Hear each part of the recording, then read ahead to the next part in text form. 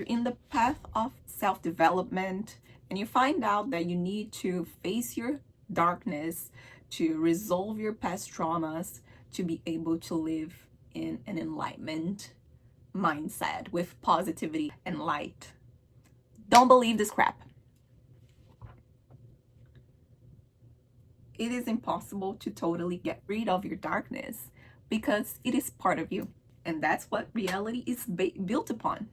Every single force in the universe lives in contrast to another. Simply think of it: light and dark, day and night, yin and yang, positive and negative polarities, ups and downs, feminine and masculine. We too are expressions of this universal dance. And I used to believe that if I worked on my traumas, if I got all the darkness out, I would be able to just be fulfilled with light and nothing bad would ever happen again. But an illusion. And I knew the concept of duality.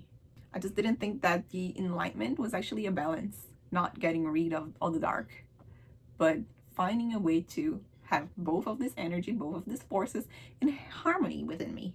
So this is why I got even more into duality, to understand what it is and why it will always exist, at least as we know in this dimension.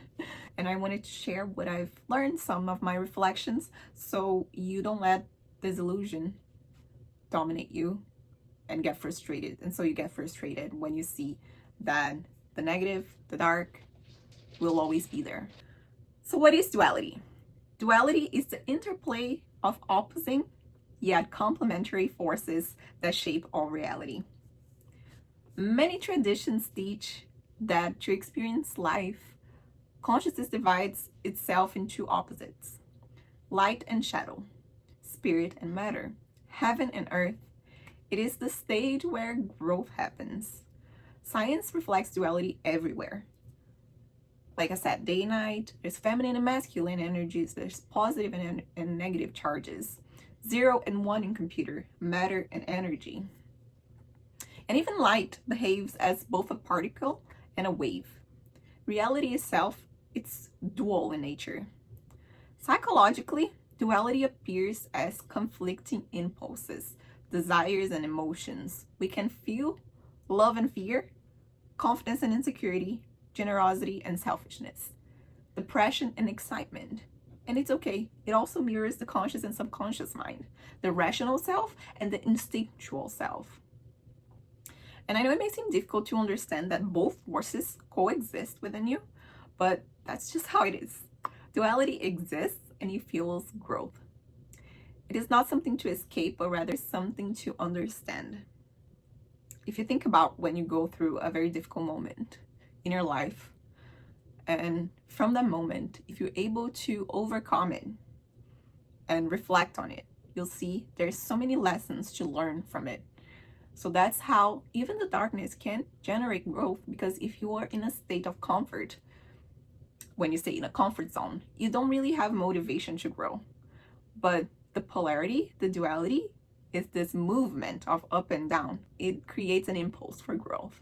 And I just wanted to go a little deeper into both the light and the dark that lives within us.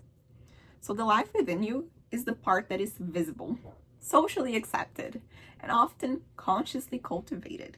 It includes your virtues like compassion, kindness, honesty, courage, empathy, higher emotions such as love, gratitude, joy, inspiration, and hope, your conscious behavior and intentional choices, the aspect of the ego that help you function, create, and express yourself in the world. The light within us is where we feel aligned with our values and our purpose. It's where we want to be seen. It's where we want to shine the light on. It's also where we identify ourselves. This is who I am. But light alone is not wholeness. When we cling only to the light, we unconsciously suppress parts of ourselves that don't fit this image. And trying to just embrace the light causes suffering and causes frustration when you discover that you cannot only be light. Because the dark, it is there. The dark within you is not evil. It's just you're unconscious. And your darkness includes hidden behaviors and repressed emotions, emotional patterns formed in childhood, fear, jealousy, shame, anger, guilt, and resentment, instincts and reactions that arise automatically.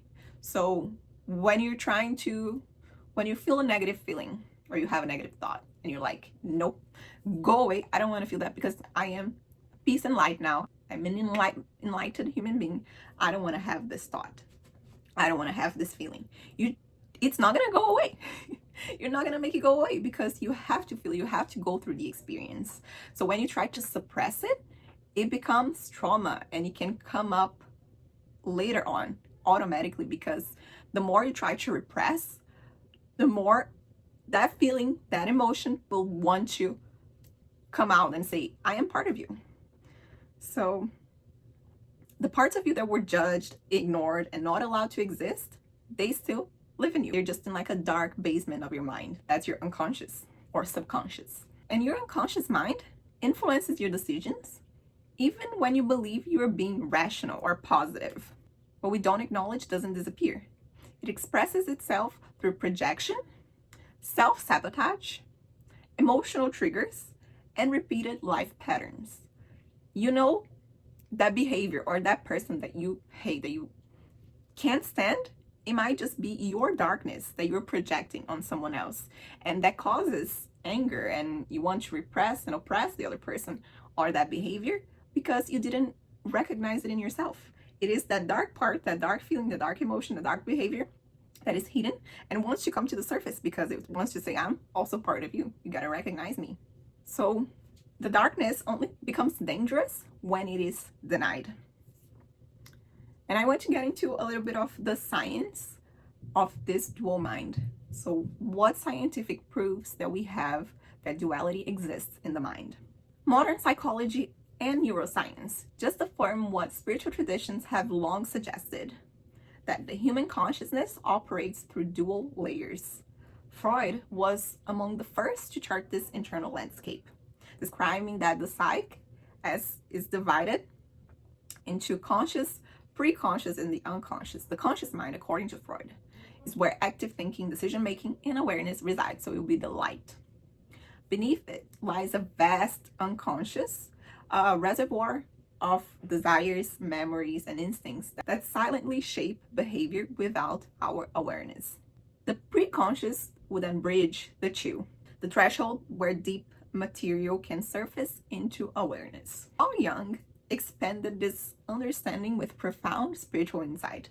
He recognized that the unconscious was not merely a storehouse of repressed impulses, but also a source of creativity, wisdom, and archetypal patterns. Jung introduced the concept of the shadow, the hidden counterpart of the conscious self. Joseph Murphy later carried these insights into the realm of the mind's creative power. Drawing from both psychology and metaphysics, he described the subconscious mind as the fertile ground where repeated thoughts and emotions take root and manifest into lived experience. According to Murphy, the conscious mind acts as the gardener, planting seeds of thought. The subconscious mind, the soil, makes them grow. And neuroscience now validates many of these perspectives. Brain imaging reveals a dynamic interplay between different systems. The prefrontal cortex, which is the seat of decision making, reasoning, and self-awareness, will be the conscious. And the limbic system, which is home to emotions, memory, and instinct. If you've ever watched Inside Out, you know how those emotions are, especially the movie number 2, it shows how the memories, the emotions are created and sent to the unconscious mind. So if the girl was having a negative experience that was not considered light, something that should be kept and accepted socially, that wouldn't contribute to her, it would be sent to like a deposit. The unconscious mind, it wouldn't disappear, it would still be there. But that's how our minds are formed during our teenage years. So in essence, every human thought is a conversation between two realms: logic and emotion, awareness and instinct, the deliberate and the automatic. The conscious mind is the thinker, the analyst, the orchestrator of choice. The subconscious is the dreamer, the intuitive force that remembers, feels, and manifests. True intelligence arises when these two collaborate harmoniously. If you don't know, if you're not aware that your unconscious mind is playing a role in how you act, how you behave, how you live, how you make choices, even, you're letting your unconscious mind control your life without you knowing about it. You think you're making choices, but actually your subconscious mind is also making choices for you. So if there are behaviors, patterns there that lead you to make bad choices and you don't recognize it, and you think, why am I repeating these toxic patterns? It might just be because you're not recognizing what is ignored, what is repressed in your subconscious mind. Okay, now we understand that there is the conscious, there is the subconscious, they are all part of who we are. Why then we have to go through ups and downs, and why will they ever exist? Why can't I just recognize my darkness and put them into light and suddenly just have no downs anymore, just have a happy life? Why can't that happen? One of the most misunderstood aspects of duality is the belief that balance means the end of contrast. In reality, balance does not eliminate life's ups and downs, but it teaches you how to move through them with awareness. Joy and sadness, expansion and contraction, success and challenge are not signs that something is wrong. They are just natural expressions of a dual universe. Just as day inevitably gives way to night, moments of clarity are followed by moments of uncertainty. Growth itself happens through this oscillation. Modern culture often promotes the idea of constant happiness or permanent high frequency states. But this expectation, that's what I said, it creates suffering, because when we resist the downward phases of life, we add judgment to the experience. The result is not transcendence, but frustration. And I'm just saying that because this happened to me. I believe that at a certain moment of evolution, when you are able to, face your darkness, go through all your trauma and, work that out and recognize it and finally have awareness of all of the expressions within yourself, I thought that it would be unacceptable to go through challenges. And even going through them, I would try to make myself be positive and be happy and repress those emotions. And I saw that the result of that is only frustration. So trying to resist it is not the best path, but going through it and understanding the lessons that these moments, these challenges are there to show you, are bringing to you, that's so valuable. And from a physiological and neurological perspective, emotional cycles are inherent to human nervous system. The brain and body require periods of activation and rest, motivation and withdrawal. From a spiritual perspective, contrast is what sharpens awareness. You recognize peace because you have known chaos. You value stability because you've experienced change. So how will you know that something's good for you, that something is making you evolve, if you haven't experienced the contrast of that? When you accept that life will always move between poles, you stop fighting reality. You become resilient rather than reactive. Instead of asking, how do I stay up? You begin to ask, how do I remain centered? That is the true balance within duality. That is the true enlightenment many of us seek. The ability to surf life's ups and downs, finding the middle path. But how to achieve it? That's where self-knowledge and increased awareness come to play. You can find the middle path through self-knowledge. The way to bring harmony in duality is by finding the middle path, the sweet spot between the light and the dark within us. Self-knowledge begins with the courage to look inward, not to glorify your light and condemn your darkness, but to understand both as essential aspects of your being. True awareness comes when you stop labeling parts of yourself as good or bad and start seeing them as pieces of a larger living whole. You cannot become complete by rejecting half of you, who you are. Growth happens when you befriend your contradictions and learn from both your virtues and your flaws. Yes, you have flaws, you have to admit that, and you have to learn from them. So life will always oscillate, and the gift of self-knowledge is that it grants you stability amid this rhythm. The more deeply you understand yourself, including your triggers, desires and internal stories, the less you are dominated by unconscious forces, and the more gracefully you move through life's polarity. You know, when you have triggers, there's something that someone says or someone does that gets you out of your mind and you can't stop thinking about it, or you have a bad reaction to it, you have anger, or you feel bad, you feel anguish. When you identify what causes these triggers, that is self-knowledge, you gotta train yourself through repetition and tell your own mind, hey, this is a reaction that I'm having because of, and then you find out if it's a trauma, if it's a repressed emotion, what it is. And then you talk to it, you go through it, you reflect about it, and you keep repeating to yourself, this is why I'm having this reaction, because I'm repressing this emotion. I've had a bad experience that caused me to have this type of reaction.